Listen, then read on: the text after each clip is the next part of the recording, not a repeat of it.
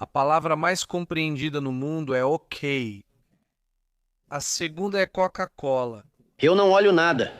Eu só fico em casa e aproveito o momento Coca-Cola.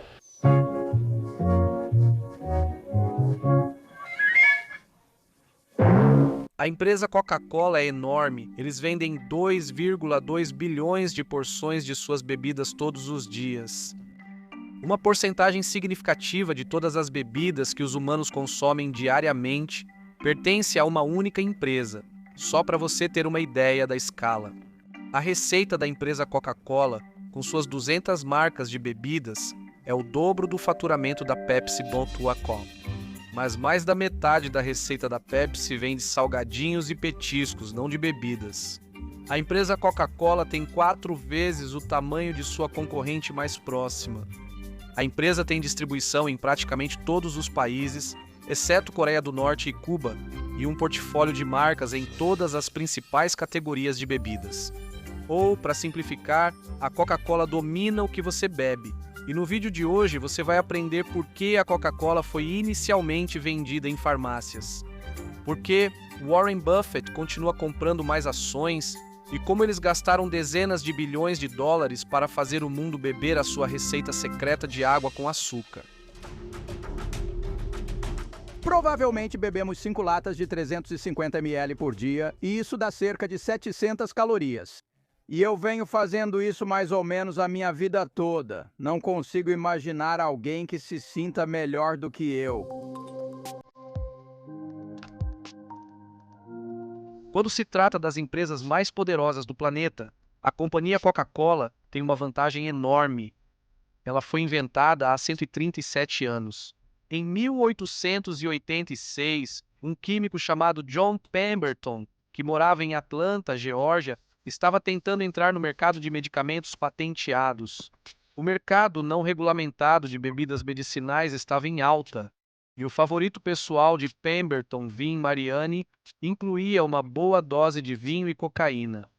Pemberton criou uma bebida com extrato de folha de coca, de onde vem a cocaína, e noz de cola para a cafeína, além de açúcar e água gaseificada. Seu contador o ajudou a nomeá-la de Coca-Cola. A bebida de Pemberton batia mais forte do que um Four Loko do final dos anos 2000, mas na época era um produto comoditizado. Havia toneladas de tônicos de grãos e elixires com substâncias altamente viciantes em suas receitas, incluindo a Pepsi-Cola, que foi formulada 7 anos depois. Mas Pemberton não conseguiu transformar isso em um negócio forte. Ele morreu em 1888, vendendo a empresa para Asa Candler por alguns milhares de dólares pouco antes de falecer. Candler comprou a parte dos outros acionistas também, possivelmente falsificando alguns documentos no processo. E é por causa de Candler que esta garrafa significa algo para você. Ele era parecido com Ray Kroc, que comprou a franquia de fast food dos irmãos McDonald e preparou o terreno para uma das maiores marcas de consumo do mundo. Candler investiu pesado em publicidade, e isso é a chave para o negócio de refrigerantes. Porque, como eu disse antes, este é um produto comoditizado, quando todos os insumos para o seu produto são commodities. Isso é tanto um problema quanto uma oportunidade. O problema é que você tem muitos concorrentes. Hoje em dia, qualquer um pode escrever posts de blog com IA ou fazer dropshipping de produtos da Alibaba. Antigamente, não era tão difícil misturar um pouco de açúcar, água com gás e aromatizante. Mas o produto comoditizado também é uma oportunidade, já que seus insumos são commodities. Existem várias maneiras de conseguir açúcar e água. Seus fornecedores não controlam preços. Você pode ir até a esquina e comprar açúcar em outro lugar. Então, se você conseguir construir uma marca de forma eficaz em cima dos seus insumos de commodity, pode ganhar muito dinheiro. Foi isso que Asa Candler fez. Ele começou indo a tantas farmácias quanto podia e oferecendo aos clientes um cupom grátis para a Coca-Cola. Era o mercado perfeito. Esses clientes já tinham doenças e já estavam dispostos a gastar dinheiro com curas. Além disso, era uma substância viciante. E isso não é muito diferente da família Sackler, empurrando opioides para a América rural nos anos 2000. A receita cresceu rápido, mas o mercado de doentes tinha 2 problemas. Pessoas doentes não vivem tanto tempo e ainda tem um monte de gente andando por aí que não bebe Coca-Cola. Candler nunca entendeu essa parte. Ele deixou a Coca-Cola para ser prefeito de Atlanta. E foi o próximo grupo de executivos que precisou descobrir como transformar a bebida dele em um refrigerante agradável para todos. Só em 1929, a Coca-Cola removeu efetivamente a cocaína das folhas de coca que usava para produzir sua bebida. Agora, esse é o mesmo ano da Grande Depressão, 1929. A saúde financeira das cartas desmorona e o mercado de ações supervalorizado mergulha em uma grande depressão. Correlação ou causalidade? Vou deixar isso para você decidir. Mas durante a depressão, a Coca-Cola continuou sendo um luxo relativamente barato, no qual as pessoas se permitiam para enfrentar os tempos difíceis. E com a cocaína removida, a empresa de bebidas começou a mirar nas crianças em uma estratégia que os executivos chamavam de do berço ao túmulo. Conquiste-os quando jovens, e eles serão fumantes, bebedores de Coca-Cola para o resto da vida. Na década de 1930, a Coca-Cola começou a usar o Papai Noel em suas propagandas, com ilustrações criadas por Haddon Sundblom.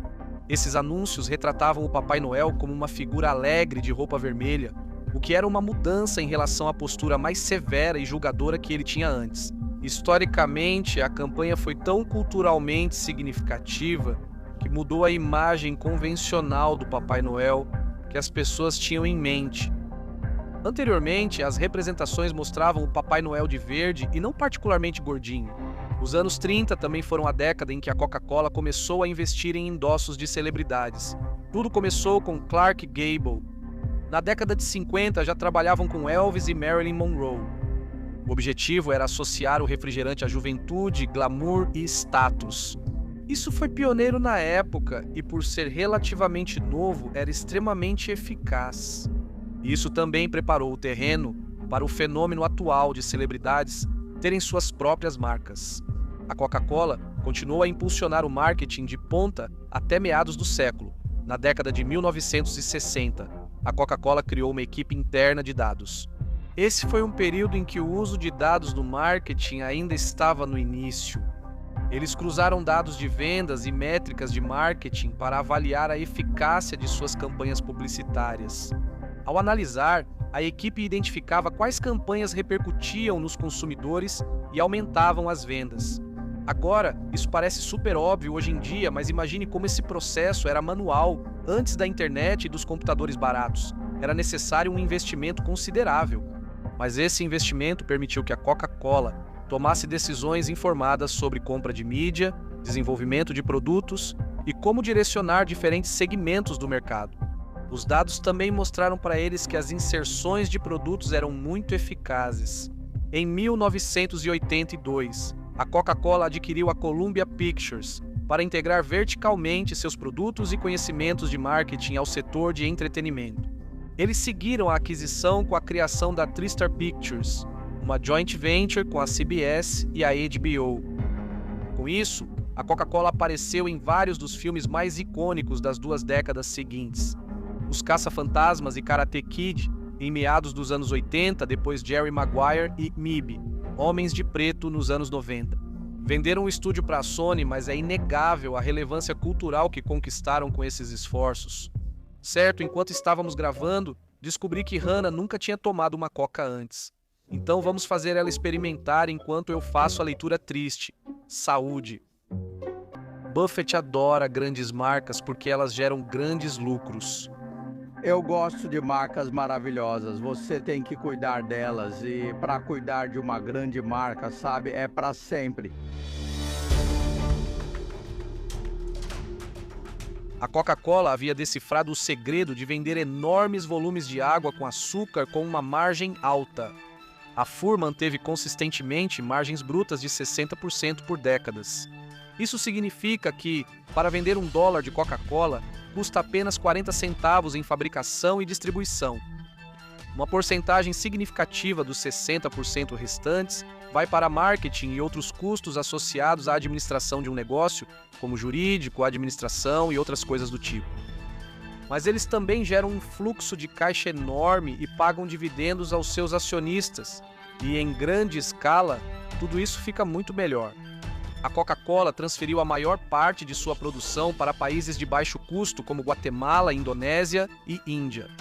É o maior comprador de açúcar do planeta, o que significa que pode adquirir uma mercadoria relativamente barata por preços ainda mais baixos devido ao seu poder de compra. Mas havia um problema e uma oportunidade que exigiram uma evolução da empresa Coca-Cola. Nas décadas de 60 e 70, enquanto faziam suas análises de dados sobre tendências de marketing, pesquisas científicas começaram a revelar dados que ligavam o consumo excessivo de açúcar a problemas de saúde.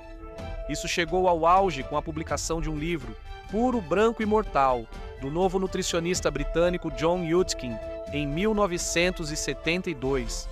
O livro defendia que o consumo excessivo de açúcar causava doenças cardíacas e diabetes. A Coca-Cola preferiu não negar as alegações, evitando assim o efeito Streisand e o medo do açúcar entre as massas. Em vez disso, eles viram isso como uma oportunidade de expandir o mercado em que atuavam. Refrigerante era um mercado grande, e se você tem uma grande fatia de um mercado grande, você vai ganhar muito dinheiro. Mas sabe o que é maior do que o mercado de refrigerantes? Todo o mercado de bebidas. Hoje, a Coca-Cola tem a maior participação no mercado de bebidas de qualquer empresa no mundo. Ela fatura 4 vezes mais do que a PepsiCo consegue. Ela ofusca as marcas de bebidas da Nestlé ou da Unilever. Curiosamente, a Dr. Pepper é 50% concorrente. Eles também atuam com café, mas são pequenos, com 1/10 do tamanho da Coca-Cola. E enquanto o sucesso da Coca-Cola e de seus derivados como Diet Coke e Coke Zero compõem o pilar central dessa vantagem. A empresa também tem sido uma compradora agressiva de marcas em um esforço para se diversificar na indústria de bebidas. Tudo começou em 1960 com a aquisição da Minute Maid, que era líder em sucos e também incluía a marca Hi-C. Simultaneamente, a Coca-Cola lançou a marca Fanta naquele mesmo ano. Na década de 1980, eles lançaram a Powerade para competir com o sucesso da Gatorade no novo segmento de bebidas esportivas.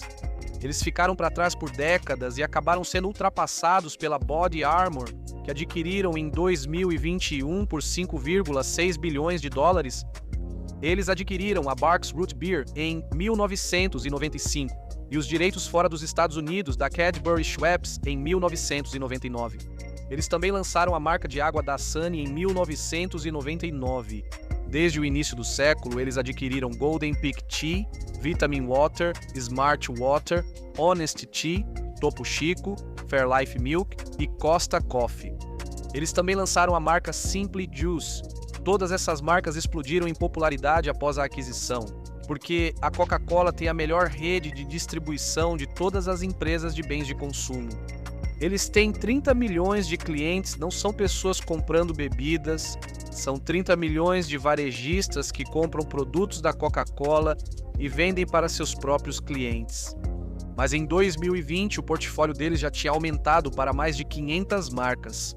E como qualquer bom fisiculturista sabe, às vezes você precisa ganhar massa e outras vezes precisa cortar.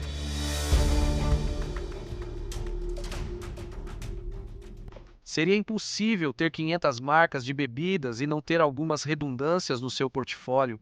Um portfólio tão grande dificulta focar os esforços, mesmo em uma empresa de 100 bilhões de dólares.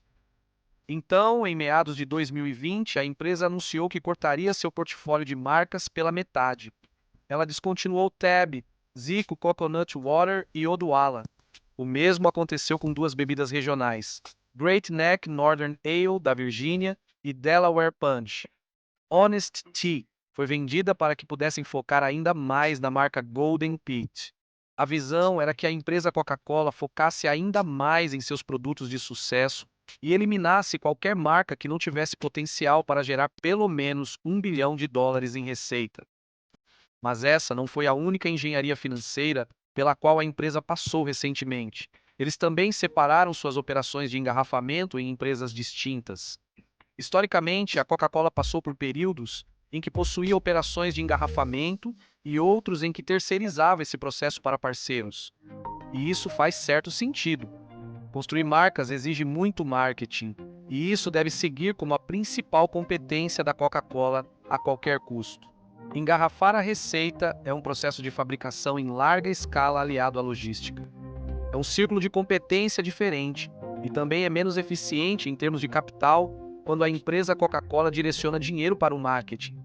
Ela tem um retorno sobre o capital investido relativamente alto, mas construir e manter uma rede de fabricação e distribuição exige muito mais capital para operar instalações, caminhões e uma função de RH. Consome dinheiro. O engarrafamento também é um negócio local, então a empresa Coca-Cola normalmente faz parceria com um grande acionista familiar. Esses negócios são escolhidos pelo seu conhecimento local de mercado, inovação local em torno das marcas e uma compreensão maior dos requisitos de impostos especiais. Mudanças no cenário do varejo, mudanças na regulamentação e mudanças no gosto do consumidor.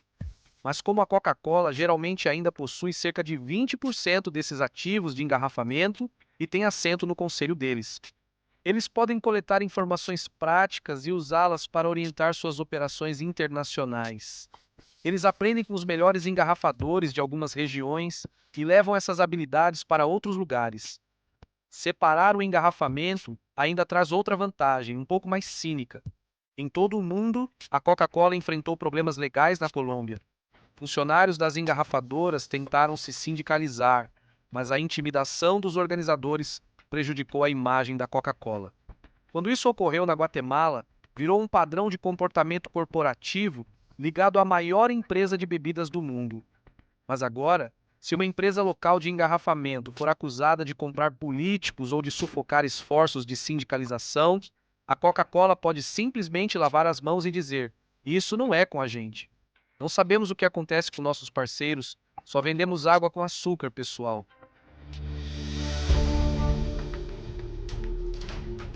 Mas o mais louco é que, apesar do tamanho deles, de tudo o que falamos, a empresa Coca-Cola ainda está crescendo. A Coca-Cola gasta 3 vezes mais que a Pepsi só em marketing. E se você excluir os salgadinhos deles, esse número sobe para 4 vezes ou mais. As vendas de todo o sistema Coca-Cola ultrapassam 150 bilhões de dólares. Mesmo assim, ano após ano, década após década, ela mantém taxas de crescimento de um dígito e, surpreendentemente, ainda há oportunidades de expansão no horizonte. A principal empresa de bebidas do mundo ainda está apenas começando a entrar no segmento de bebidas alcoólicas. Eles iniciaram parcerias para produzir latas de Jack e Coca. Em seguida virão Absolute Vodka e Sprite. O maior risco pode ser o Ozempic. Se a semaglutida pode ajudar as pessoas a perder peso ao acabar com o desejo por açúcar, isso devastaria o portfólio da Coca-Cola. Talvez a gente explore isso em um vídeo futuro. Mas, a menos que esse evento improvável se torne realidade, a Coca-Cola continuará sendo uma das maiores multiplicadoras da história dos negócios. Obrigado por assistir.